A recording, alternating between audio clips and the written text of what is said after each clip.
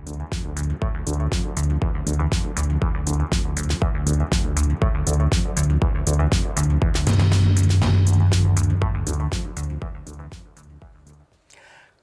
নয়, ক্ষমতাকে প্রশ্ন করেই গণমাধ্যমের কাজ। আমরা প্রশ্ন করতে চাই আপনার হয়ে, জানাতে চাই আপনি যা জানতে চান। শুরু করছি গ্লোবাল টেলিভিশনের নিয়মিত আয়োজন প্রশ্নগুলো সহজ। আমি নাজমুল আশরাফ। এই অনুষ্ঠানে আমরা চলমান নানা ঘটনার তথ্য বক্তব্য তুলে ধরি, অতিথিদের কাছে জানতে চাই সেসব তথ্য বক্তব্যের প্রতিক্রিয়া ও বিশ্লেষণ। গত কয়েকদিন বেশ শ্বাসরুদ্ধকর পরিবেশের মধ্য দিয়ে কাটিয়েছে গোটা দেশ।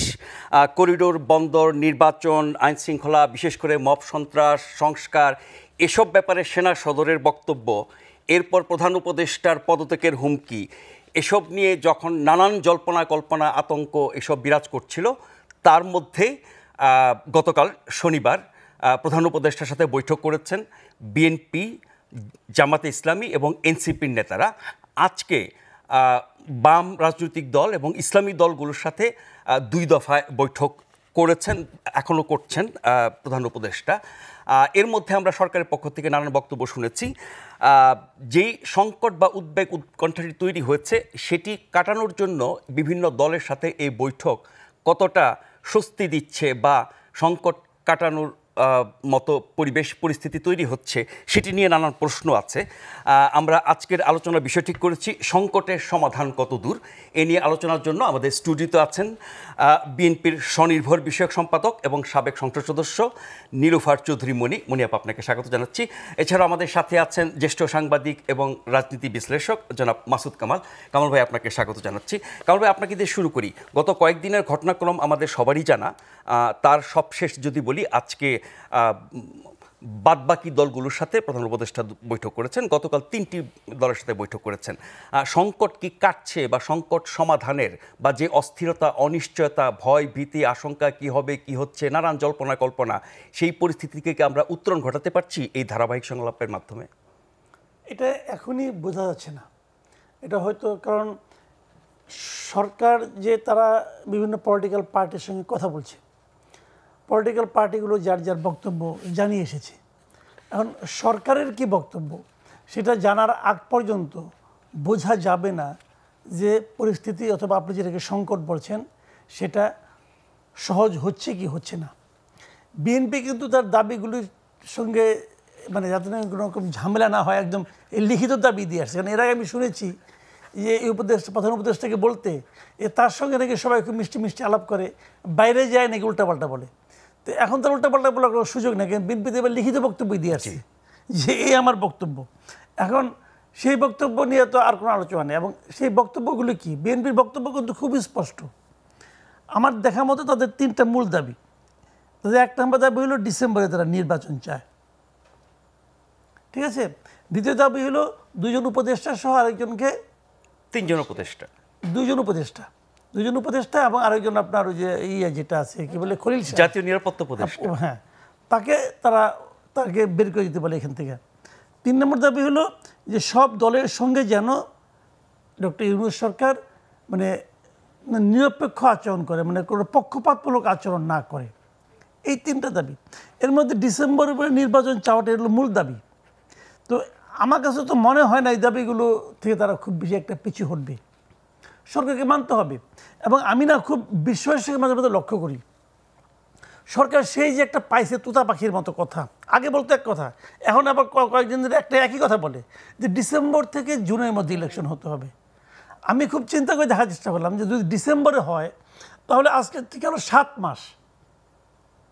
আপনার 9 মাস কী করে কাটাইছেন এটা আপনারা জানেন, এটা বলতে পারবো না। 7 ধরলাম কিছুই করেন নাই, আপনি 7 মাসেও একটা ইলেকশন করতে পারবেন না। কেন পারবেন না? কারণ সংস্কার শেষ করতে চায়। তো সংস্কার 7 মাসে শেষ হবে না, তাহলে আরও 6 মাস পর যদি শেষ না হয়। আর সংস্কার জিনিসটা কি, এটা তো একটা বায়বীয় জিনিস মনে হচ্ছে আমার কাছে। সংস্কার আপনি কাকে নিয়ে করাচ্ছেন? এই সংস্কার তো জীবনেও শেষ হবে না। ধরেন আপনি একটা ফার্নিচার বানাবেন, বানালে আপনি প্রথম যে লোকটা আসবে যে ভাই আপনার ফার্নিচারটা আমি বানাই দিই, তাকে আপনি কী জিজ্ঞাসা করবেন? যে ভাই তুমি এটা বানাইতে কত টাকা নিবা, কতদিন লাগবে, আর তোমার কতদিন লাগবে। সে যদি বলে ভাই টাকা যা দেন কোনো সমস্যা নাই, আমি একটা মনের মাধুরী বসে বানাই দিচ্ছি, আপনি 1 মাস পরে জানেন যে টুকটুক করে সে বানাইতেছে, ওই লোকরা রাখবেন ভাই তারা 9 মাসের সংস্কারে কিছুই করতে পারে নাই, আরো 7 মাসে করে একদম পরিষ্কার করে ফেলাবো। বেশ কিছু প্রস্তাবে তো মোটামুটি প্রস্তাব তো ওরকম প্রস্তাবে থেকে 9 মাস লাগে নাকি? পুরো জিনিসটা তো আওলা ঝাওলা। তারপর যে প্রস্তাব দিছে এই প্রস্তাবগুলো আপনাদের মার্ক হয়েছে। কি প্রস্তাব দিছে? দেশে নাকি 6টা প্রদেশ বানাবো, প্রস্তাব আছে একটা প্রদেশ, বুঝে গেছে প্রদেশ বানাবো কেমকেরা। আরেকজন বলতেছে এটা নাকি ওই আপনার আইয়ুব খানের সেই বেসিক ডেমোক্রেসি বানাবো। পাবলিকে বলে তো পাবলিকদের পিটাবে, ভাগ্যে সে আলাপগুলি ঘরের মধ্যে করে। কাজে এগুলি বলে ভাই লাভ নাই, ওই বিদেশ থেকে লোকাই না এগুলি করবেন আপনি। আর আমি তো বিএনপিকে বলি যে বিএনপি কোনো আত্মসম্মান বোধ নাই নাকি? যখন তারা যায় সেখানে আলোচনা করার জন্য, সামনে বসে থাকে প্রফেসর আলী রিয়াজ, আর তাদের তো প্রথম প্রশ্ন ভাই আপনি কে? আপনি তো আমেরিকার নাগরিক, ওখানে ওত দিয়ে আসছেন যে আপনি আমেরিকার স্বার্থ সংরক্ষণ করবেন, আপনার সঙ্গে আমি আলোচনা করবো কেন? আলী রিয়াজ সাহেব যে ই করবো সংস্কার করবো, ওই সংস্কার বিএনপি মানলো আমি মানি না, আমি একটা পাবলিক মানি না। আমার দেশে কি সংস্কার করার লোক নাই? আলী রিয়াজকে হায়ার করে আনতে হবে। হোয়াই? আরো অনেক বিদেশি পাসপোর্টধারী ব্যক্তিগত আছে। ওগুলি বাদ দেন, আমি সংস্কার নিয়ে আলোচনা হচ্ছে, আলোচনাটা শেষ করি আগে। তো সংস্কার এটা কেন? আবার ওখানে একজন আবার সহকারী নিয়োগ করছে যে নাকি সব পলিটিক্যাল পার্টির সঙ্গে যোগাযোগ করবে, সে মনির হায়দার। কেন সে কেন ভাই? এক পা আমেরিকা, এক পা বাংলাদেশে। মানে ডক্টর ইউনূস নিজে যতভাবে সম্ভব এদেশের জনগণকে অপমান করার চেষ্টা করতেছেন। আবার উনি শেষ পর্যন্ত নাটক করে কি আমি পদত্যাগ করুন। উনি যে পদত্যাগ করবে বলছে, এটা কে বলছে? নাহিদ ইসলাম বলে। নাহিদ ইসলাম কে? একটা পলিটিক্যাল পার্টির লিডার। এটা নিয়ে সবগুলি মিডিয়া সমানে নাচতেছে। পরে তো আবার পরিকল্পনা উপদেষ্টা বলছে উনি বলেন নাই। আজকে দেখলাম যে আপনার প্রেস সচিব বলতেছে হ্যাঁ এটা আমরা পত্রিকায় দেখেছি। তো নাহিদ ইসলাম কিগুলো একদম তার ভাষায়, এই সমস্ত ভাষা কোট করে বলেছে। এই সমস্ত নাটক ওই যে ওনারা একসময় দেওয়াল লিখতো হাসিনারা বলে যে নাটক কম করো প্রিয়। এখন আমারও বলতে ইচ্ছে করে যে নাটক কম করো প্রিয়। এদেশের মানুষ অত সহজে কিছু ভুলে না। মানে পদত্যাগের বিষয়টাকে আপনি নাটক বলছেন? অবশ্যই নাটক, অবশ্যই নাটক। উনি বলে দেখছে কি বলে। উনি আশা করছিল পরের দিন শুক্রবার আছে, শাহবাগের লোকজন চলে আসবে গান গাইতে গাইতে, এই যে ওনার সাথী। তো কেউ তো গান গাইতে গাইতে আসে নাই, কান্নাকাটিও হয় নাই। ভুল সময়ে ওই যে শীতকালের ওয়াজ গরমকালে করছে। এটা যদি গত অক্টোবরে করতো অনেকেই যাইতো যে না আপনি যায়েন না, আপনি যায়েন না। কিন্তু রাজনৈতিক দলগুলো তো তাকে পদত্যাগ করতে বলছে না। কে বলছে না? রাজনৈতিক দলগুলো তো তাকে পদত্যাগ করতে বলছে না। কেন? সালাউদ্দিন আহমেদ কি বলছে? বলেছেন উনি যদি ব্যক্তিগত কারণে করেন তাহলে জাতি বিকল্প খুঁজে নেবে। হ্যাঁ, বিকল্পের কি অর্থ কি? পক্ষ থেকে বলা হচ্ছে তারা প্রধান উপদেষ্টা পদত্যাগ চান না, তার অধীনে নির্বাচন চান। কিন্তু কথা কি হলো? ব্যক্তিগত আপনি চলবে যান, আপনি আটকে রাখছে কে? কে বলছে হাতে বেঁধে আপনি যায়েন না? তার লোকজন। তার লোকজন তো বলবেই, জীবনেও যাবে না, না খেদাইলে যাবে না। তবে কোথায় ধরে খেদাবে এর জন্য দেখার জন্য ওয়েট করেন। আপনি যেটি বলছেন যে পদত্যাগের কথা বলার পরে আশা করা হয়েছিল যে শাহবাগের লোকজন জড়ো হবে, কিন্তু গত কয়েকদিনের মধ্যে একটি বিবৃতি নিশ্চয়ই আপনি খেয়াল করেছেন, প্রধান উপদেষ্টার দপ্তর থেকে, প্রেস উইং থেকে পাঠানো হয়েছে। সেখানে বলা হয়েছে যে দায়িত্ব পালন যদি কঠিন করা হয়, বাধা বিপত্তি আসে, তাহলে জনগণকে সাথে নিয়ে মোকাবেলা করবে। এই ধরনের বক্তব্য আমরা মানে মাঠে ঘাটে রাজনীতিবিদদের মুখে শুনি। সরকারের এরকম বিবৃতি কি তাৎপর্য বহন করে? এটা হলো জানেন, তারা পুরনো রাস্তায় হাঁটতেছে। এই বিবৃতিতে আরেকটা কথা বলছে, যদি এরকম বাধাগ্রস্ত হয়, যদি তারপর যদি মানে আপনার ওই ফ্যাসিস্ট সরকারের সহজ দোসররা এবং বিদেশি মানে শক্তির যারা নাকি এখানে যারা নাকি দোসর আছে, তারা যদি প্রতিবন্ধকতা তৈরি করে, তাহলে তারা জনগণের সামনে সব সত্য প্রকাশ করে জনগণকে সব আনাবে। এই তো বলছে। তো মানে এই যে সেই বিদেশি শক্তিগুলো কারা, কোন দেশে? আমি এটাই বলছি আপনাকে। এই কথাটাই জানেন, আওয়ামী লীগ শুনতে শুনতে আমাদের কান পয়সা গেছে ভাই। কিছু বললেই বলে কি ওখানে ওই সময় আপনার একটা ন্যারেটিভ ছিল, এটা কি ট্যাগ করে দেওয়া হতো যে স্বাধীনতার চেতনার বিরোধীরা, হ্যাঁ, জামাত শিবিরের অগ্নি সন্ত্রাসীরা, সরি জামাত শিবির তো বিএনপি জামাতের অগ্নি সন্ত্রাসীরা, আগুন সন্ত্রাসীরা, এইগুলি এই সমস্ত ট্যাগিং শুনতে শুনতে আমাদের কান পয়সা গেছে। এখন তারা ওই ট্যাগিং আবার শুরু করছে যে যাদের কাজ তাদের অপছন্দ হবে তারাই হলো গিয়া পরাজিত শক্তির দোসর, তারাই হলো বিদেশি শক্তির এখানকার চামচা। এগুলো ওনাদের ন্যারেটিভ আর কি। এইটা বলে কি হয় ভাই, আপনি আপনার কাজটা করেন না, আর জনগণকে নিয়ে আপনার জনগণকে সব জানাতে পারেন। এখন জানান না কেন? এখনই জানান যে কে পরাজিত শক্তির দোসর বলেন। এই ন্যারেটিভ দিয়ে ওইটার সঙ্গে পার্থক্য হলো, আগের ন্যারেটিভ দিয়ে জেলে ঢুকাইতো, আর এখন ওইগুলি বইলে ওই ট্যাগ লাগিয়ে নিয়ে মব করে, মব ভায়োলেন্স করে, মব লিঞ্চিং করে। ডিফারেন্স হলো এইটুক, আর কোনো ডিফারেন্স নাই। আগে কয়দিন জেলে থাকলো, জানের ভয় ছিল না, এখন জানের ভয় আছে, এইটুকু ডিফারেন্স। এইগুলি বলে ভাই লাভ নেই। আপনি বলেন না, আপনি বলতে না করছে কারা? আপনাকে এটা লুকিয়ে রাখতে কে বলছে বলেন? মানে সরকারের এখন আমরা যদি বলি, উল্টা যদি আমি বলি যে বিদেশি শক্তির মানে দোষর তো আপনি, তাহলে আপনি ওই করিডোর দেন কেন? ওই করিডোর আমার বাংলাদেশে কি লাভ হবো? কোন বিদেশি শক্তি? যারা হইতে পারে আমেরিকার বিদেশি শক্তি, এখানে এনে আমেরিকার লাভ। এটা তো বোঝাই যাচ্ছে না, এটা কে না বুঝে? কারণ ওইটা বলা তো মন খারাপ হয়ে গেছে। ওটা যখন আর্মির থেকে বলা হয়েছে তোর খুব মন খারাপ হয়ে গেছে। তারপরে শুরু হয়েছে এই সমস্ত নাটক, যে মূল কি কি প্ল্যান নিয়ে আসলাম সেই প্ল্যানের মধ্যে হাত দিয়ে দিল। এই তো হলো ভাই। মনিয়াপা, এই যে সাম্প্রতিক সংকট যে জায়গাটা শেষ করেছেন মাসুদ কামাল ভাই, সেটি হচ্ছে যে সেনাবাহিনীর অবস্থান করিডোর নিয়ে, বন্দর নিয়ে, নির্বাচন নিয়ে, মব নিয়ে, সংস্কার নিয়ে। তারপরেই তো এই ঘটনাক্রম শুরু হলো। তো এই ক্ষেত্রে আমরা দেখলাম যারা এই সরকারের পক্ষের বেশ সক্রিয় শক্তি দেশে এবং বিদেশে কথায় কথায় ফেসবুকে স্ট্যাটাস দেন, তারা সেনাবাহিনী, পতিত আওয়ামী লীগ, বিএনপি এবং ভারত, এই চারটাকে একাকার করে বলছে। একজন উপদেষ্টা এরকম স্ট্যাটাস দিয়েছেন যে এই শক্তি হচ্ছে ডক্টর ইউনূসের সরকারকে ব্যর্থ করার জন্য নানা বাধা বিপত্তি তৈরি করছে।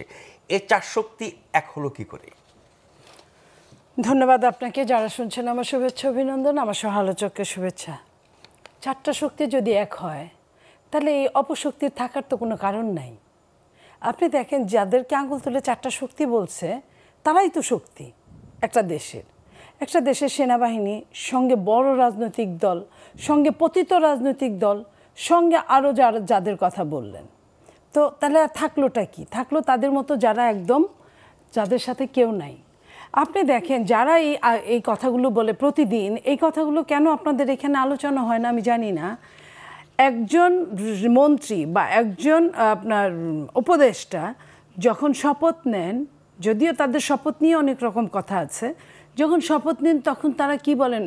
অনুরাগ বিরাগের বশবর্তী হয়ে কারো পিছনে লাগবে না, কাউকে কোনো ক্ষতি করবে না, কাউকে কোনো অপদস্থ করবে না। ওরা কিন্তু প্রতিদিন তাই করছে। আপনার জানান দিয়ে ফেসবুকে লেখে, এটা কিন্তু গর্হিত অপরাধ, এটার জন্য তাদের পানিশ হওয়া দরকার, এটার জন্য তাদের পথটা চলে যাওয়া দরকার। তারা প্রায় দিনই এরকম করছে। শপথ ভঙ্গের জন্য ব্যবস্থা তো প্রধান উপদেষ্টা নেবেন, তার দিক থেকে তো আমরা কোনো কথা শুনি নাই। কারণ ওই যে লঙ্কায় যে যায় সেই হয় রাবণ, আর উনি এদেরকেই দেখভাল করে, যে নিয়ে কিনা এসে বসেই বলেছেন যে ছাত্ররাই আমাকে বসিয়েছে।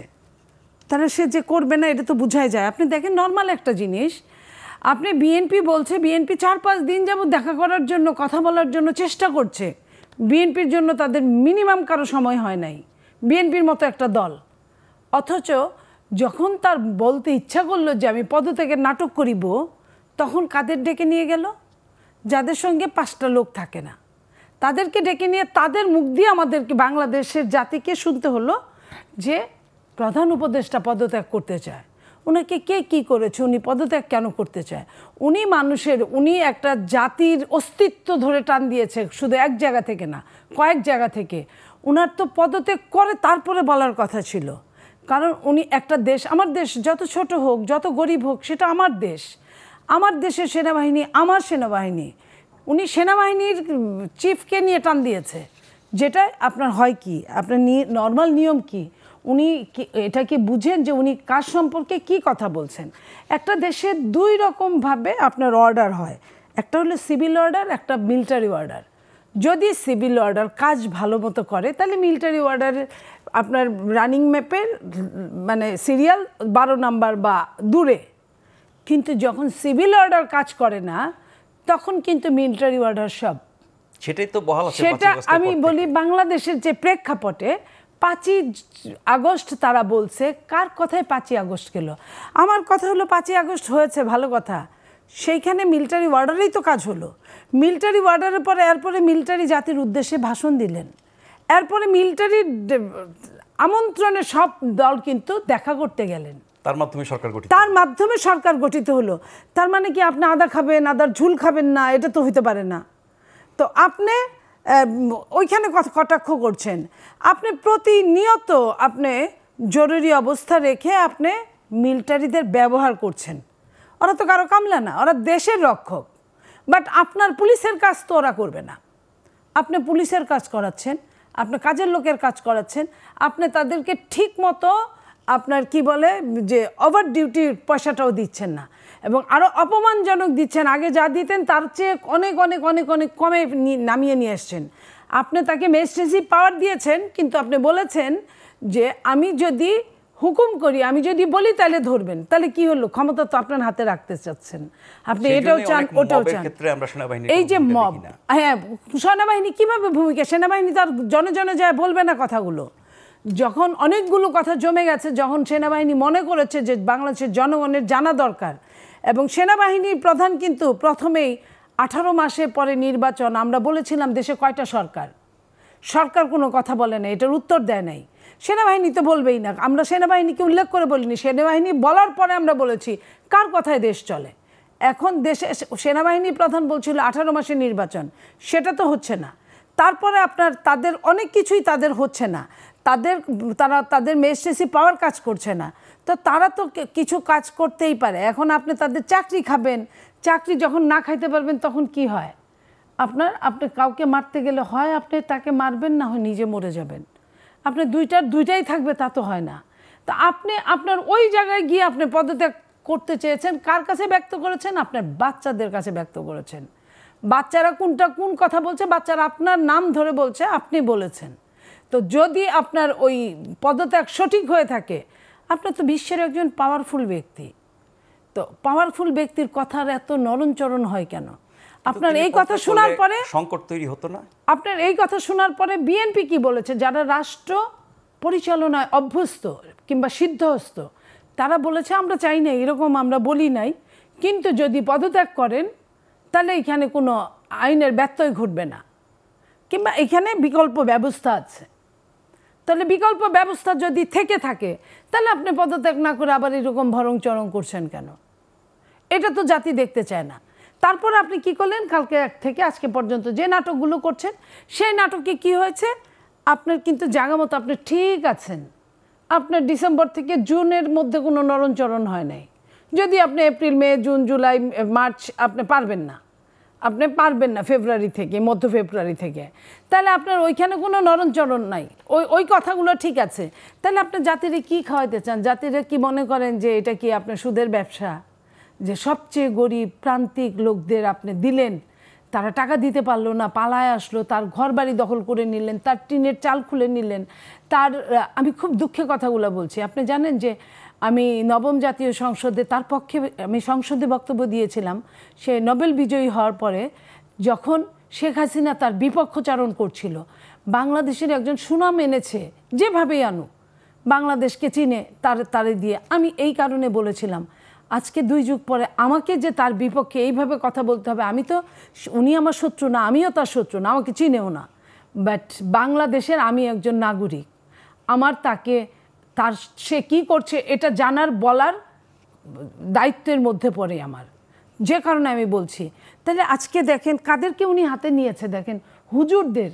আমার দুঃখ লাগে, আমি এমন একটা ধর্ম পালন করি যে ধর্মের মানুষগুলো, আপনার যে ধর্ম যারা সামনের কাতারে থাকে ধর্মের, যাদের আমরা সম্মান করি, তাদের মধ্য থেকে কিছু কিছু মানুষ দিয়ে যখন এই কাজগুলো করায়, যে একজন সুদখোরকে কোনোভাবেই ইসলাম মেনে নেয় না, ওনারা ধর্ম রাজনীতি করে, ওনারা কিভাবে তাকে যে একদম কিয়ামত পর্যন্ত তার জন্য জান প্রাণ দিয়ে ফেলতেছে, আপনি খেয়াল করে দেখেন।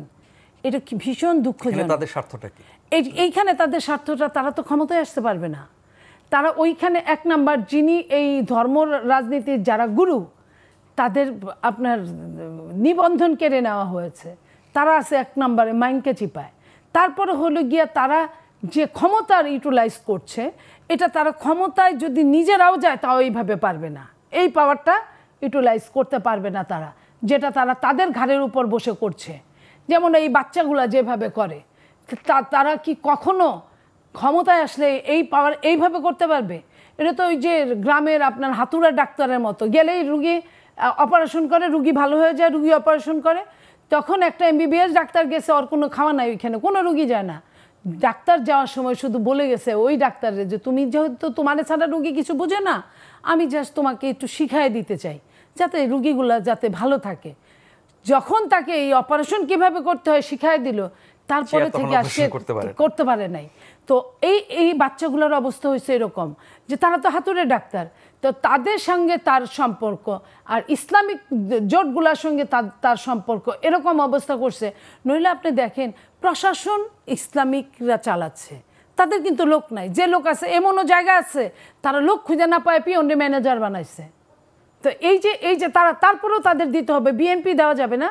বিএনপি যদিও উপায় না থাকে দিল সফট বিএনপি, হার্ড বিএনপি হওয়া যাবে না। আপনি প্রশাসনের লোকজনের দায়িত্ব, আপনি প্রশাসন বলছি বা যেখানে যে প্রশাসনই হোক, সেটা বিশ্ববিদ্যালয় হোক, সবখানে ওটাও একটা প্রশাসন, সব জায়গায় এরকম।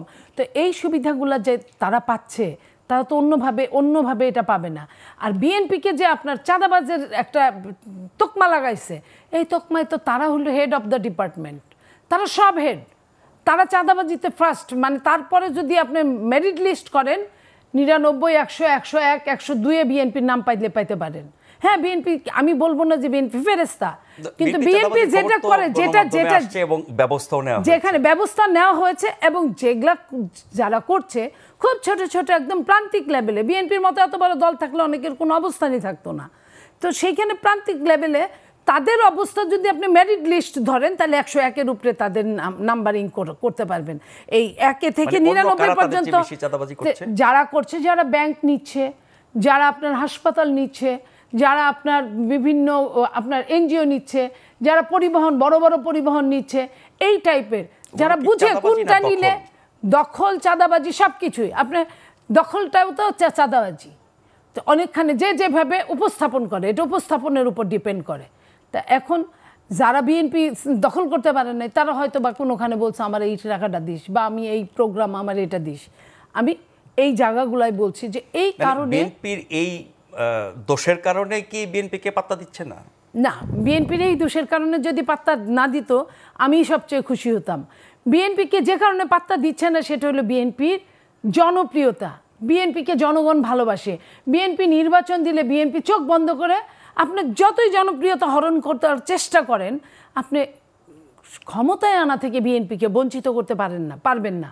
যদি আপনি সঠিক নির্বাচন দেন, যদি আপনি লেভেল প্লেইং ফিল্ড দেন, যদি আপনি ইলেকশন ইঞ্জিনিয়ারিং না করেন, তাহলে আপনি বিএনপিকে সরাই, বিএনপির চরম শত্রু বলতে হবে এই কথা, যে বিএনপিকে এই সামনের দিনে ক্ষমতা থেকে সরায় ইলেকশন দিলে হেন কোনো অবস্থা নাই তাদের এককভাবে কোনো জায়গায় প্রার্থী দিয়ে, যারা আছে প্রার্থী দিয়ে জামানত বাজেয়াপ্তর কথা আমি বললাম, এটা বাইরে 2-1টা আসনে পাশ করবে কিনা আমার সন্দেহ হচ্ছে। কারণ বিগত দিনে যারা এই যে, আপনি কি নতুন দলের কথা বলছেন? আমি নতুন পুরান সবার কথা বলছি।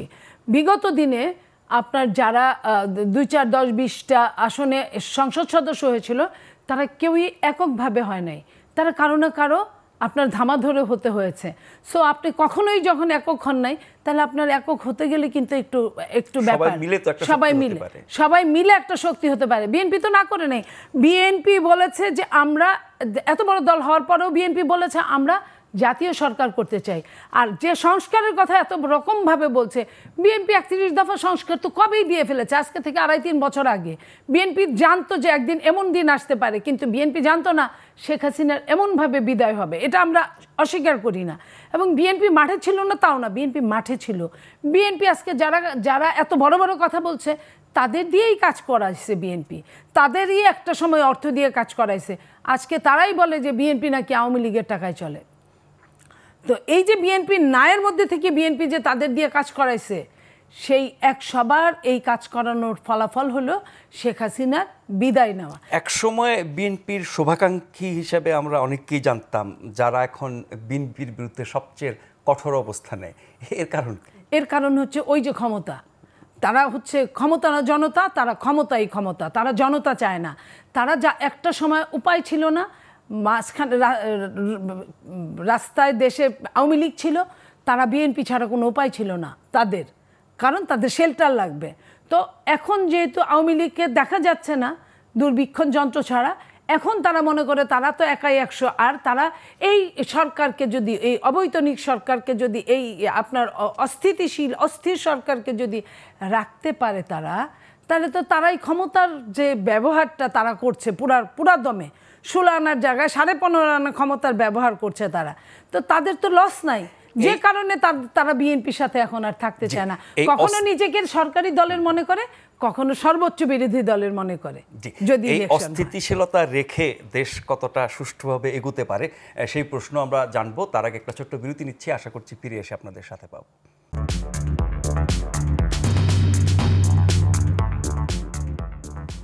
ধন্যবাদ আমাদের সঙ্গে থাকবার জন্য। আপনারা দেখছেন প্রশ্নগুলো সহজ গ্লোবাল টেলিভিশনে। আজ আমরা আলোচনা করছি সংকটের সমাধান কত দূর। আমাদের সাথে অতিথি হিসেবে আছেন সাবেক সংসদ সদস্য নীলুফা চৌধুরী মনি এবং সাংবাদিক ও রাজনীতি বিশ্লেষক জনাব মাসুদ কামাল।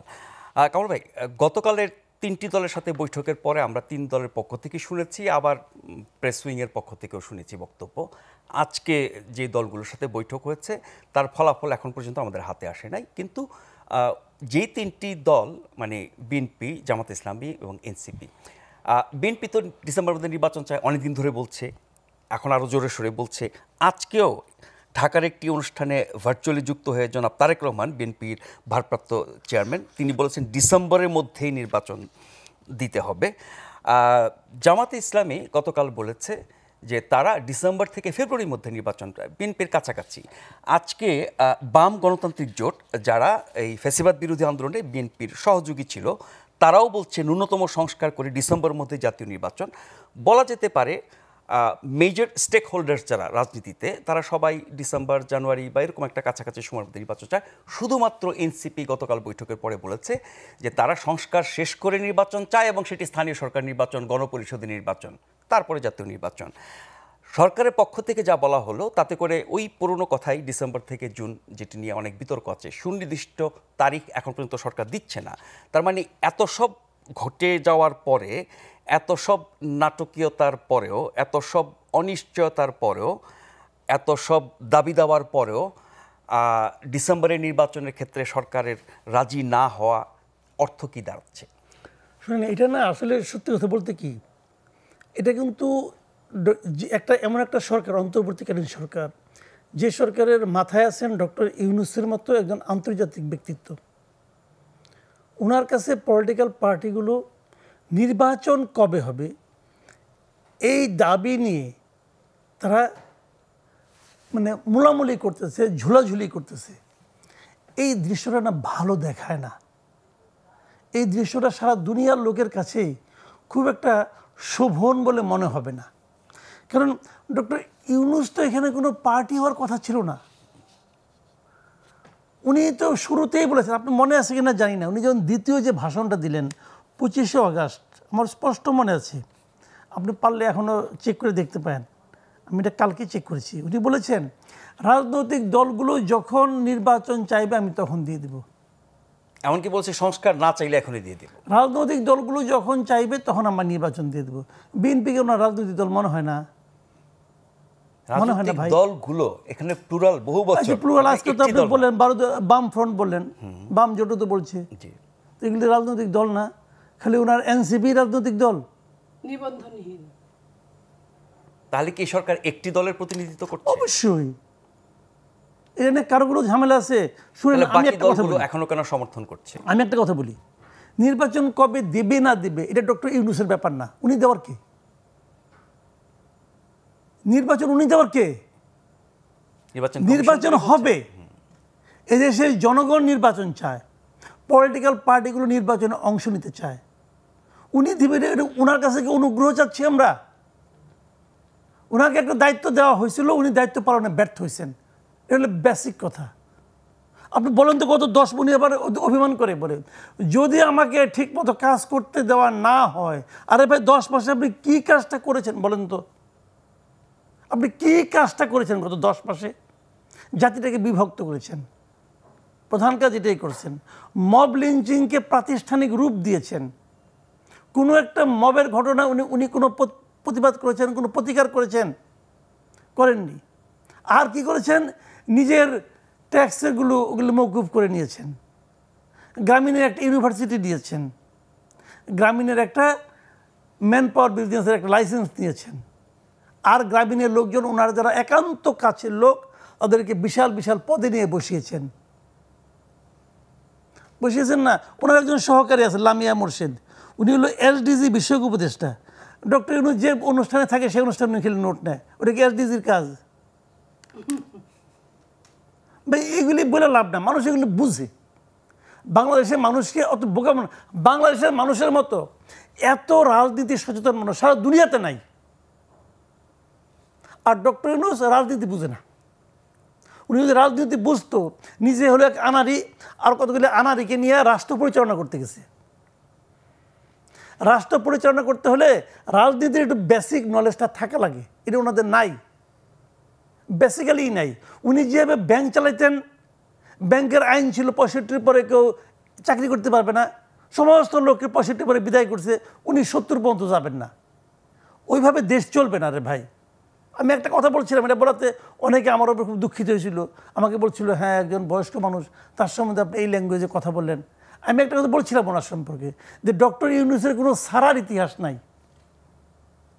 উনি কিছু ছাড়তে চান না।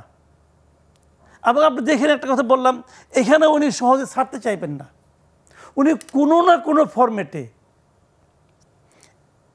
এই সরকারের রাষ্ট্র পরিচালনার সঙ্গে থাকতে চাইবেন। সেটি কি ওনার ব্যক্তিগত স্বার্থ নাকি অন্য? ওনার ব্যক্তিগত ক্যারেক্টারটা এরকম, ওনার টাইপটা এরকম।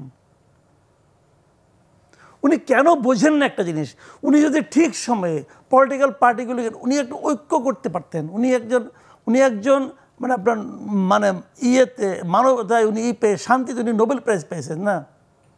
ওনার আমলে কি শান্তি বাড়ছে দেশের? কেউ বলতে পারবে? রাস্তা দিয়ে হাঁটবেন, যে কোনো সময় আপনাদেরকে আঙুল তুলে বলবে এই স্বৈরাচারী দোষর, ওরা যদি আপনি পিটায়, একটা পুলিশ আপনাকে বাঁচাতে আসবে না, আপনাকেও আসবে না, আমাকেও আসবে না, আসবে না রে ভাই। সেটা তো একটা নতুন বাস্তবতা। নতুন বাস্তবতা। এই বাস্তবতার নাম কি শান্তি?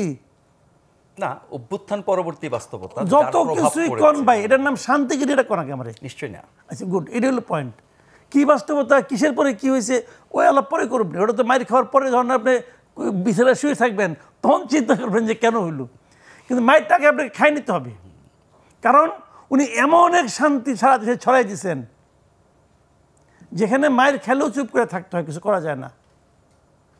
আওয়ামী লীগ আমলে আবার শুনতাম যে বিএনপির নেতাকর্মীরা ঘরে থাকতে পারতো না, নদীর চরে যেয়ে থাকতো, তাও মানে জঙ্গলে থাকতো। এগুলি কিন্তু সিনেমার গল্প না, কিন্তু বাস্তব। এই দেশে ঘটছে। এই জিনিসগুলো কে ঘটাইছে? আওয়ামী লীগ ঘটাইছে। যে কারণে তাকে আমরা স্বৈরাচার বলেছি, ফ্যাসিবাদী বলেছি, তাকে দেশ থেকে তাড়িয়েছি। বললাম তো যে ওনাকেও বিদায় নিতে হবে। উনি বিদায় নিতে পারবেন না, ওনাকে বিদায় দেওয়া হবে। ওনার যে সমস্ত আচরণ শুরু করছেন ওনার তো এটা বোঝা উচিত যে আমি এখানে কী করতেছি। উনি কিন্তু পারতেন, নিজেকে এই উচ্চতায় ছিলেন, আরও উচ্চতায় নিতে পারতেন যদি উনি সবার সঙ্গে মিলেমিশে একটা কাজ করতে মানে পারতেন। সবাইকে ধারণ করতে না চাওয়ার কারণ কি? শুধু না চাওয়ার কারণ যে বললাম যে রাজনীতি বুঝে না। তাহলে যারা রাজনীতি বোঝেন, বহু বছরের রাজনীতি করছেন, তাদের সহযোগিতা পরামর্শ নিলে উনি নাই তো উনি প্রথমে কি বলছেন দেখেন, আবার খেয়াল করেন। আবার ওই আমি ওনার 25শে অগাস্টের বক্তৃতাটা আপনাকে আবার পড়তে বলবো, আজকে পড়ে অনেক জ্ঞান লাভ করবেন এখান থেকে। ওখানে অনেক কথা বলছেন। উনি বলছেন আমরা অন্য জগতের লোক, আমরা এগুলি বুঝি না। আমরা উনি একা না, আমরা সবাই বলি। তার মানে কি উনি অন্য জগতের লোক। নুরুল কবির কাছে ইন্টারভিউ বলেছেন যে আমি এগুলি বুঝি না। তো বলছে তাহলে অন্য যারা ভুল টুল করে তাদের কিছু বলেন না। ওনাদের কি বলবো, আমি তো ভুল করি, আমি তো বুঝি না। তো যে লোকটা বোঝেন না, জানেন না, উনি যদি ওই দায়িত্বটা নেন, এক নম্বর ওনার দায়িত্ব নিয়েছেন নাকি সবাই মিলে তাকে দায়িত্বে বসিয়েছে? আচ্ছা আপনাকে আমি বলি ভাই, আপনাকে আমি বলি একটা কথা, আপনি আমার খুব ক্লোজ লোক, ঠিক আছে? তো আমি মনে করেন একটা গাড়ি কিনছি, আমি বললাম নাজমুল্লাহ সাহেব আপনি তো আমার খুব পিয়ারের লোক, আপনি গাড়িটা চালাই না, চলেন যাই। আপনি বলেন যে কামাল ভাই আমি তো ভাই গাড়ি চালাতে জানি না। আমি কোনো সমস্যা নেই, চলেন তো। আপনি বারবার বলছেন আমি জানি না, তাও আপনি নিয়ে বসাইলাম। তা আপনি চালানো শুরু করলেন, কি হবে? আপনি মরবেন, আমারে মারবেন, গাড়িটাকে ধ্বংস করবেন। অন্য কারণ কেউ আপনি এটা accident-এর জানেন শিকার না, হতে আপনি এটা জানেন না রে ভাই। তো অনুরোধ তো ঢেকে গেলে যায় না, উনি তো অনুরোধে ঢেকে গেলছেন, আপনি ওরা বলেন আবার উনি এটা আমি জানি না। ভাই এটা কি খেলাধুলা নাকি? কিন্তু ওই সময় কি আর কোনো বিকল্প ছিল? সেটা তো ওনার দেখার ব্যাপার না, বিকল্প থাকে না কেমন করে। ডক্টর ইউনূসের বয়স কত? উনি উনি উনি অমর, পৃথিবী থেকে অমর আছে। অভ্যুত্থানকারী নেতৃত্ব শুনেন, কিন্তু তাকে এরকম পছন্দ এরকম করেছে। বিকল্পহীন ক্যারেক্টার শেখ হাসিনাও বলতো, তারও কিছু চামচা ছিল। আপনারা আমার বন্ধু বান্ধবী ছিল অনেক, যে তেল মালিশ করতো যে আপা আপনি তো অমর, আপনার মরে গেলে দেশের কি হবে, আপনি মরে গেলে পৃথিবীর কি হবে, এগুলোই বলতো। তো উনি যে নাই, তাতে কি পৃথিবীর কোনো সমস্যা হয়েছে না দেশে কোনো সমস্যা হয়েছে? কেউ পৃথিবীতে এমন কোনো ব্যক্তি নাই যে নাকি অপরিহার্য, উনি ছাড়া চলবে না, সব কিছু ছাড়াই চলবে এবং চলে, এটাই দুনিয়ার নিয়ম। এই জিনিসটাকে যারা মানতে না পারে তাদের মনোভাব, তাদের আচার আচরণের মধ্যে স্বৈরাচারী মনোভাবটা প্রকাশিত হয়। তারা মনে করে আমি ছাড়া আর চলবে না, চলবে না, চলবে, সব কিছুই সব কিছুকে ছাড়া চলে। তো জিনিসটা হলো কি, ওনাকে বুঝতে হবে। উনি যখন নিজে জানেন যে জিনিসটা আমি বুঝি না, তখন ওনার উচিত ছিল একদল এক্সপার্ট লোককে আনা, যে লোকগুলি এমনভাবে কাজ করবে যে সেই কাজের কারণে তার যে অজ্ঞতাটা এটা প্রকাশ পাবে না। উনি আবার কি বললেন, ওনাকে বলা হয়েছে আপনি এদেরকে করতে গেছেন, ওকে যাদেরকে হাতের কাছে পাইছি তাদেরকে নিয়ে আসছি। এরপরে যারা বাইরে থেকে উড়ে উড়ে আসছে ওগুলো তো আনছেন, ওগুলো তো হাতের কাছে ছিল না। উনি তো ভাই এই দেশের মানুষকে ভাই কী বলবেন, এটা বলতে গেলে আরেক কথা। তো আপনি বলেন তো, উনি কি এই দেশের লোক আসলে? আপনি ওনার গত 20 বছরের আমলনামা ঘাটে দেখেন, উনি দেশে ছিল কত বছর আর বাইরে ছিল কতদিন, হিসাব করে দেখেন তো। উনি বিদেশে যত বিখ্যাত বিখ্যাত লোককে চিনে, তত বিখ্যাত লোক বাংলাদেশের লোককে সে চেনে না। তো বাংলাদেশের লোককে সে বিখ্যাতই মনে করে না, বাংলাদেশের লোক যে ক্যাপাবল উনি তাই মনে করে না। আন্তর্জাতিক খেলোয়াড়, আন্তর্জাতিক খেলোয়াড়, হ্যাঁ আন্তর্জাতিক খেলোয়াড়, ভালো কথা। কিন্তু মাঠটা তো ভাই ঢাকার, মাঠটা তো বাংলাদেশে। আপনি ওই মেসি ম্যারাডোনাকে নিয়ে আসেন, গ্রামে যে ধান খেতের মধ্যে ধান কাটার পর যে মাঠ হয় না, ওই মাঠে খেলতে পাঠাই দিয়েন, দেখেন কি হয়। খেলোয়াড় আন্তর্জাতিক হলে হবে না, মাঠটা মাঠটা তো আমাদের ভাই, মাঠটাকে আপনার চিনতে হবে তো। মনিয়াপা, ওই প্রশ্নে আবার আসি যে ডিসেম্বরের নির্বাচনে বিএনপির যে অবস্থান এবং গত কয়েকদিনে আমরা এটা আরও মানে শক্ত হতে দেখলাম, একদম লিখিতভাবে আপনারা জানিয়ে আসলেন, কিন্তু সরকারের অবস্থান তো একই। তার মানে বিএনপিকে সরকার পাত্তা দিচ্ছে না, একটি নতুন দলকে বা অন্য কোনো মহলকে তারা পাত্তা দিচ্ছে। এই অবস্থা বিএনপি বারবার শুধু হেরে যাচ্ছে, পিছনে পড়ে যাচ্ছে, দুর্বলতা দেখাচ্ছে, এরকমটা অনেকে বলেন। দেখেন, এটা মনে হয় আওয়ামী লীগও কিন্তু এরকম টর্চার করতো বিএনপির সাথে। তাতে আপনারাও একসময় হতাশ হয়ে বলতেন, আমাদেরকে অনেক কথা বলতেন, আবার নিজেরাও হতাশ হয়ে বিএনপি যে কী করছে, বিএনপি এই যে হারায় গেল, ঠকে গেল, এই যে বিএনপির অস্তিত্ব বিলীন করে দিবে, এই করবে ওই করবে। দিন শেষে কি দেখা গেছে, বিএনপি 2006-এ যতটা জনপ্রিয়তা ছিল 2024-এ এসে কিন্তু তার চেয়ে কমে নাই, বরং বেড়েছে। একটা শ্রেণী চলে গেছে পৃথিবী ছেড়ে, আবার সেই জায়গা ফিল আপ হয়েছে, জনপ্রিয়তা কমে নাই। আমরা এই জায়গাটাই মনে করি যে বিএনপি যে কাজগুলো করছে, বিএনপি সর্বোচ্চ একটা মানে এরকম একটা উদারনৈতিক দল, মধ্যপন্থা একটা উদারনৈতিক দল, সবাই বিএনপিকে নিয়ে কথা বলতে পারে, আর্গুমেন্ট করতে পারে। বিএনপিকে 5টা কথা বলার পরেও বিএনপির নেতা তারেক রহমানের সাহেবের সঙ্গে যখন কথা বলেন, উনি কিন্তু একবারও বুঝতে দেন নাই যে কতক্ষণ আগে তাকে গালাগালি করেছে। সো এই জায়গায় বিএনপির আমি মনে করি যে বিএনপি গণতন্ত্রের জন্য লড়াই করছে। তো সেই গণতন্ত্র যখন নাই, তখন এই লড়াইটা যেমন হবে, গণতন্ত্র তো আমাকে একা নিয়ে না, আমাকে, আপনাকে, মাসুদ ভাইকে, 3 জনকে নিয়েই। তো 3 জন মিলে যখন লড়াইটা হবে তখন গণতন্ত্র হবে। আর এই সরকারকে একটা সুযোগ দেওয়ার, যেটা বিএনপি সর্বোচ্চ সুযোগটা দিচ্ছে, যে এই সরকারটাকে বিএনপি বলেছিল যে এই সরকার আমাদেরই সরকার, এই সরকারের ব্যর্থতা মানে আমাদেরই ব্যর্থতা। সো কোনোভাবে এই সরকারকে ব্যর্থ হতে দেওয়া যাবে না। তারপরেও যদি ব্যর্থ হয় তাহলে আমাদের কিছু করার নাই। এই তারপরেটা অতিমাত্রার সমর্থনের সুযোগ কি নিচ্ছে সরকার? হ্যাঁ, অতিমাত্রা সমর্থনের সম্পূর্ণ সুযোগ নিচ্ছে। কিংবা এমন হতে পারে, তুমি কি বললা, আমি কিচ্ছু মনে করলাম না, কারণ ইতিমধ্যে কিন্তু সবাই বলা শুরু করেছে, সবাই, আমি শুধু 2-1টা মাসুদ কামালের কথা বলবো না, যে এই সরকার বিগত সরকারের মতো করে কথা বলে, তার কথার ধরনগুলা কিন্তু অগণতান্ত্রিক, স্বৈরাচারী প্যাটার্ন, আপনার হায়ানা প্যাটার্ন। তো সেই প্যাটার্নের কথা বলে আপনি দেখেন, এত বড় সে যে নাটক করলো, সেই নাটকে বলা হলো যে সে ইস্তফা দিতে যাচ্ছে পদে, কিন্তু যদি সত্যিকার অর্থেই তার মন মানসিকতা ওই আস্থা থাকতো, কোনো ভয় থাকতো, কোনো ইজ্জত সম্মানের ভয়টা, যেটা যে মানুষ যত সম্মানিত সে তত ভয় পায়, ওই ইজ্জত সম্মানটা যদি ওই ভয়টা থাকতো, তাহলে অন্তত পক্ষে গতকাল এবং আজকের কথা বলায় তার প্রেস সচিব বা তার লোকজন যেভাবে কথা বলছে ওই জায়গা থেকে তারা এক চুল সরে আসে নাই। তার মানে তারা কি নাটক করছে? এই নাটক তো শেখ হাসিনার নাটককে অনেক আগে উতরাই গেছে। আপনার ওই যে আইল্যান্ডের রাস্তায় রাস্তায় রুজভেল্টের একটা লেখা দেখা যায়, শুধু ভয়কেই ভয় পাওয়া উচিত যা তোমাকে পঙ্গু করতে পারে। ঠিক ওইভাবে যদি আমি কথা বলি ডক্টর ইউনূসকে, যে শুধু নির্বাচনকেই ভয় করা উচিত যা তোমাকে পঙ্গু করতে পারে। উনি নির্বাচনের নাম শুনলেই কেন জানি উনি ভয় পাচ্ছে। উনি বলছে উনার পুলিশ রেডি নাই, উনার কি রেডি নাই, উনি এই মুহূর্তে ঐতিহাসিকভাবে নির্বাচন দিতে পারবে না। এখানে ঐতিহাসিক নির্বাচন দেওয়ার কি কাজ বাড়ছে? উনি আমার ভোটটা আমি দিব, যাকে খুশি তাকে দিব, সেরা নির্বাচনটাই তো হবে। কারণ এইখানে কেউ কারো নির্বাচনে আমি যদি ঠিক থাকি, কেউ কারো ভোট নিয়ে ছিনিমিনি খেলবে না।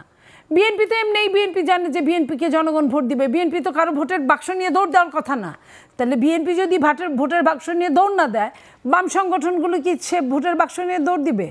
আর বিএনপি যদি সঠিকভাবে পাহারা দেয়, নির্বাচন কমিশনকে অভিযুক্ত করা হচ্ছে বিএনপির পক্ষ না। বিএনপি কি নির্বাচন কমিশন বানাইছে? সরকার নির্বাচন কমিশন বানাইছে। এটা সরকার বউ মায়েরা ঝি শিক্ষা করছে, এটা আমাদের কিছু বলার নাই। সরকারের কাকে দিয়ে এই কথাগুলো বলায়? সরকারের বিশেষ একটা দল, নিবন্ধনবিহীন একটা দল, নূতন সরকার যেটা করেছে, যেটা কথিত আছে যে ডক্টর ইউনূস সাহেবের কাছে 1/11 সময় তাকে ক্ষমতা নেওয়ার জন্য বলা হয়েছিল। উনি নাকি বলেছেন যে কয় বছরের জন্য, উনি 8-10 বছরের নিচে থাকতে রাজি হন নাই। যখন উনি এই টাইমের যখন 2 বছর শুনেছেন উনি রাজি হন নাই, বিধায় উনি ওনার এক সহকর্মীকে, বন্ধুকে ওই জায়গাটায় স্থলাভিষিক্ত করেছেন। না, অন্তর্বর্তী সরকার তো 3 মাসের জন্য হওয়ার কথা, টেনে টুনে গিয়ে 2 বছর এইভাবে ওটা 3 মাসের জন্য হওয়ার কথা ছিল। কিন্তু আমি ভেতরের কথাটা বলছি, পরে যা আমি শুনেছি বা পড়েছি, ঠিক একই অবস্থায় এইবারও উনি যখন ক্ষমতায় আসলেন, তখন তো মনে হয় যে ওইটা উনি যাদের সঙ্গে কাজ করেন, যেখানে চলেন, বাংলাদেশের চেয়ে যে জায়গাগুলোয় বেশি থাকেন, তাদের হয়েই তো উনি কথা বলতে, কাজ করতে আসছেন। আমাদের হয়ে কাজ করতে আসলে চট্টগ্রামের তো এত নাড়াদশা হইতো না। আমি গ্রামের ভাষায় বললাম, এত নাড়াদশা হইতো না। একটা চট্টগ্রামে 4-5টা জিনিস নিয়ে টান শুরু করতো না। এবং উনার নারীপুতা জায়গা ওইখানে, সেই জায়গাটাকে উনি বিক্রি করতে দ্বিধা করছে না। তো উনি তার মানে কি, উনি ওই যাদের সাথে কথা বলে আসছেন তাদের সঙ্গে কি উনি 8-10 বছরের চুক্তি নিয়ে আসছেন? বাংলাদেশের মানুষ কিন্তু ভীষণ পিচ্ছিল।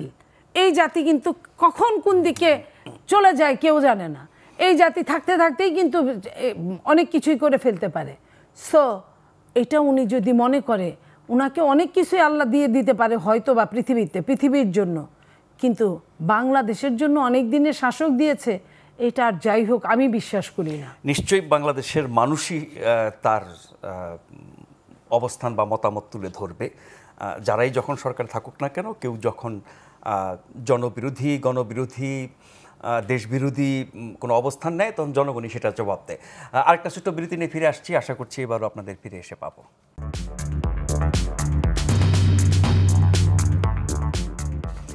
ধন্যবাদ আমাদের সঙ্গে থাকবার জন্য। আমাদের আজকের অতিথি জনাব মাসুদ কামাল এবং নীলুফার চৌধুরী মনি। মাসুদ ভাই, সাম্প্রতিক সংকটে যদি আমরা একদম একটা উৎস খুঁজি, সেটি করিডোর নিয়ে সামরিক বাহিনীর অবস্থান, করিডোর নিয়ে রাজনৈতিক দলগুলোর অবস্থান, করিডোর নিয়ে সরকারের নানান রাগ ঢাক, উল্টাপাল্টা এক এক সময় এক এক রকমের কথাবার্তা বলা এবং এক ধরনের সন্দেহ তৈরি করা, করিডোরের পেছনে কোন শক্তি আছে, করিডোর দিলে পরে আমাদের জাতীয় নিরাপত্তা, অখণ্ডতা, সার্বভৌমত্ব কীভাবে বিঘ্নিত হতে পারে, আমরা কী করে মিয়ানমারের সাথে ছায়াযুদ্ধে জড়িয়ে যেতে পারি, পরাশক্তিগুলোর খপ্পরে পড়তে পারি। এবং আরেকজন বিশিষ্ট ক্যারেক্টার হচ্ছেন আমাদের নিরাপত্তা উপদেষ্টা ডক্টর খলিলুর রহমান।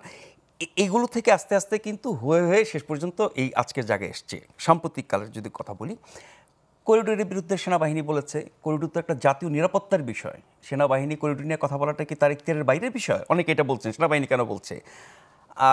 করিডোরের ব্যাপারে বিএনপি তো বরাবরই না করে আসছে, জামাতে ইসলামও না করে আসছে। আজকেও আপনার মৌলভীবাজারের এক অনুষ্ঠানে জামাতের আমির বলছেন যে করিডোর এবং বন্দরের বিষয়ে প্রধান উপদেষ্টাকে নো বলে এসেছি।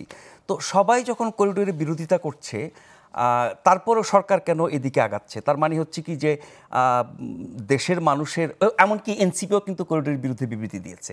তাহলে সকল দল ওনার পছন্দের অপছন্দের যখন করিডোরের বিরোধিতা করে, তারপরে করিডোর নিয়ে এগিয়ে যাওয়া এবং তা নিয়ে রাগঢাক এবং নানা রকমের বিভ্রান্তিকর তথ্য দেওয়ার কারণ কি? তার মানে হচ্ছে যে অন্য কোনো শক্তির কাছে আমাদের এই অন্তর্বর্তী সরকার কি এমনভাবে ধরাবাঁধা যে ওটা করতেই হবে যে যাই বলুক? হ্যাঁ, ধরাবাঁধা। তার আগে আপনি অনেকগুলি কথা বলছেন না, আমি শুরু থেকে 2-1টা পয়েন্ট বলি। যেমন একটা পয়েন্ট আপনি বললেন যে এটা নিয়ে আর্মি কেন কথা বললো, আর্মি কি কথাটা বলতে পারে? অনেকে দেখলাম যে বেশ ফেসবুকে দেখলাম অনেকে, কিন্তু অনেক গুরুত্বপূর্ণ ব্যক্তি, সার্বভৌমত্ব, খুবই প্রভাবশালী অনেক ইউটিউবার, সোশ্যাল মিডিয়ার ব্যক্তিবর্গ আমেরিকা থেকে, ফ্রান্সে থাকে, তারা এই কেন সেনাপ্রধান এগুলি বললেন বলতে পারেন না? না, দেশের একজন বিশিষ্ট রাজনীতিবিদ যার কথা বেশ ভাইরাল হয়, তিনিও কিন্তু এই কথা বলেছেন। বলতে পারেন না, ভালো কথা, উনি বলতে পারেন না। 5ই আগস্টের পর জনগণের উদ্দেশ্যে প্রথম ভাষণটা কে এঁকে দিয়েছিল? একটু যদি পেছনে যান, এই অভ্যুত্থান সফলের ক্ষেত্রে তাদের, আমি ওটাই বলতেছি, 5ই আগস্টে প্রথম ভাষণটা জনগণের সামনে কে দিয়েছিল? সেনাপ্রধান। কেন? কারণ ওই এটা কি ওনার দায়িত্ব ছিল? এটা কি ওনার এক্তের মধ্যে ছিল? এবং সব রাজনৈতিক দল কিন্তু তার কাছে গেছে। তাহলে কি হলো ভাই? তাহলে তখন আপনি তার সাহায্য নিতে পারলেন, কোনো সমস্যা হলো না। তখন উনি কিন্তু একটা কথা বলছিলেন, আমার উপর ভরসা, হ্যাঁ আমার উপর ভরসা রাখুন। কাকে বলছিলেন? জনগণ বলছিলেন, দেশবাসীকে। তো জনগণ ওনার ভরসা যদি রাখে, কোনো অন্যায় হয়েছে, তখন আপনি কই আসলেন ভাই? আপনি মহাজ্ঞানী, তখন কই আসলেন? বলতে পারলেন না আপনার উপর ভরসা রাখবেন কোন? আপনি কে? ওই মহাজ্ঞানী তখন আসছিল কই? তখন তো সবাই হাততালি দিছে। এখন যখন তাদের মতলব পূরণের ক্ষেত্রে ওই ভদ্রলোক বাধা হয়ে দাঁড়াচ্ছে, তখন হলো গিয়ে উনি এটা করতে পারেন না। উনি করতে পারেন, আপনি করতে পারেন, আপনি করতে পারেন, ওনারা কি করতে পারেন? আওলা তো বাজাইছে, মানে পদে পদে আওলা বাজাইছে। দেখেন, মানে এটা বললে কি, মানে আমি তো মাঝে মাঝে কি বলবো, এত জ্ঞানী লোক মূর্খ শব্দের উচ্চারণ কেমনি করে করি।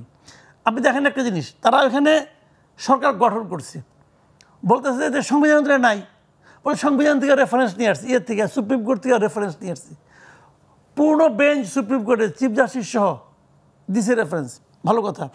2 দিন আগে যে সেনানিবাস থেকে একটা তালিকা প্রকাশ করলো যে কারা কারা তাদের এখানে আশ্রয় নিয়েছিল, ওখানে 17 এবং 18 নম্বর আছে। কার নাম?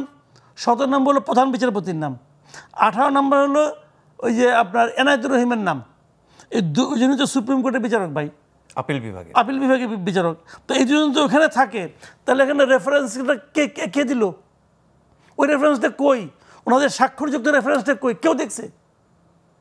কেউ দেখছে পর্যন্ত? আরেকটা আচ্ছা, তারপরেও তারা যেটা প্রচার করছে, আমি যেটা মিডিয়াতে পাইছি, বিশেষ করে প্রথম আলোতে পাইছি, তারা যেটা প্রচার করছে ওনাদের নামে, সেটা আমাদের লেখা এরা কেবল নির্বাহী দায়িত্ব পালন করবেন।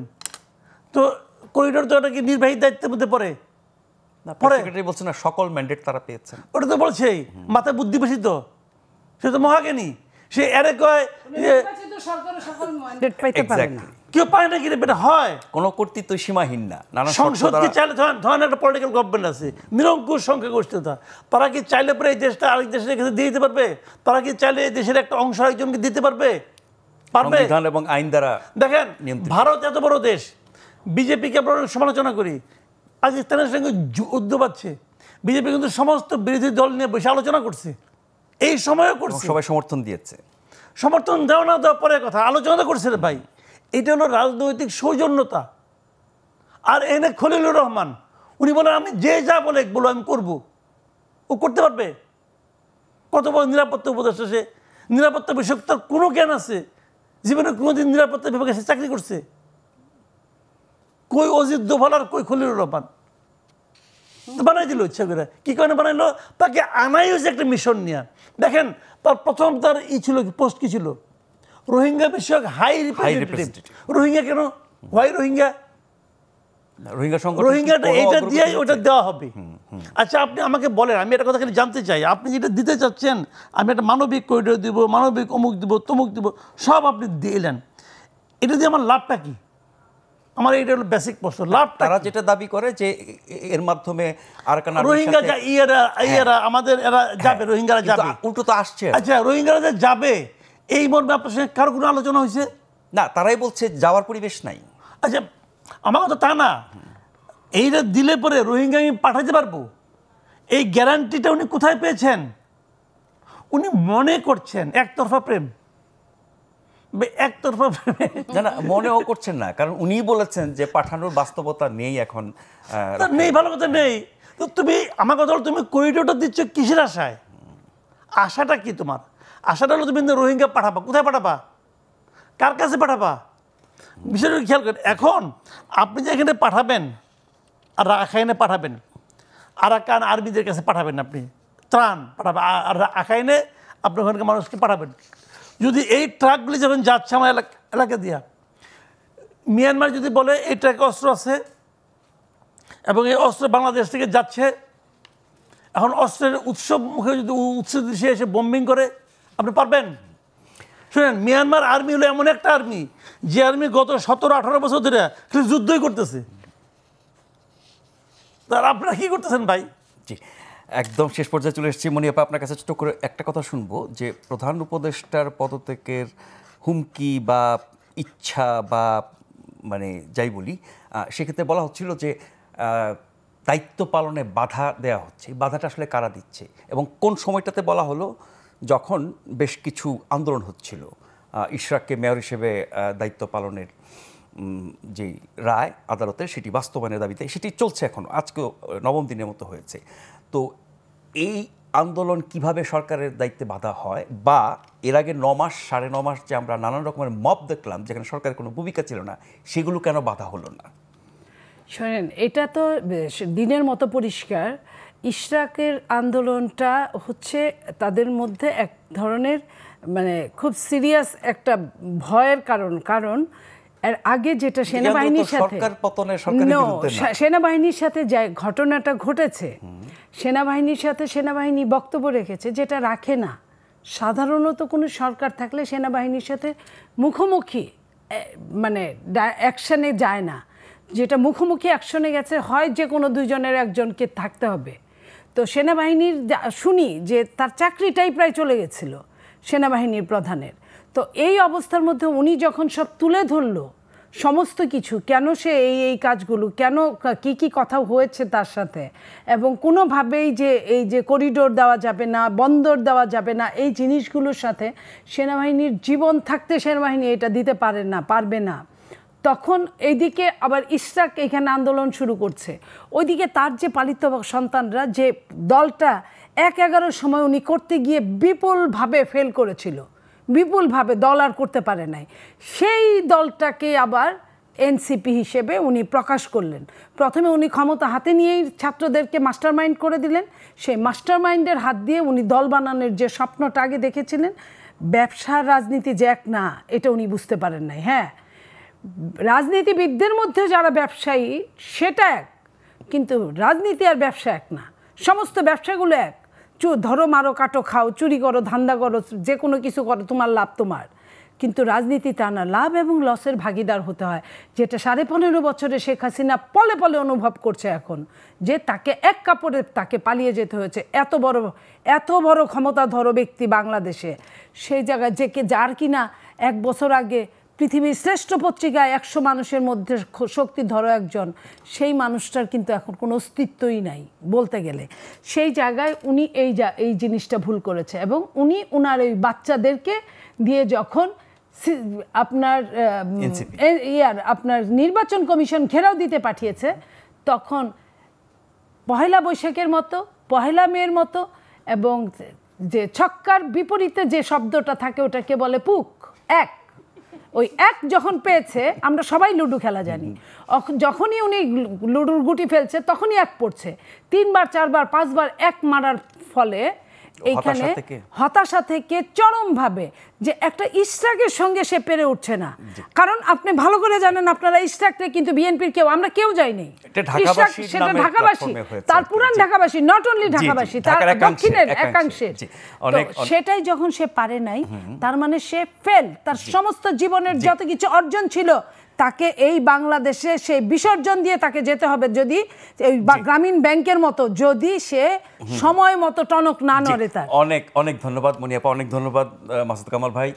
যারা দেখছিলেন প্রত্যেকে ধন্যবাদ জানিয়ে শেষ করছি। অনুষ্ঠানটি পুনঃপ্রচার হবে আগামীকাল সকাল 7টায় এবং এই অনুষ্ঠানে ফিরে আসবো আগামীকাল রাত 9টায়। সে পর্যন্ত সবাই ভালো থাকবেন। শুভরাত্রি।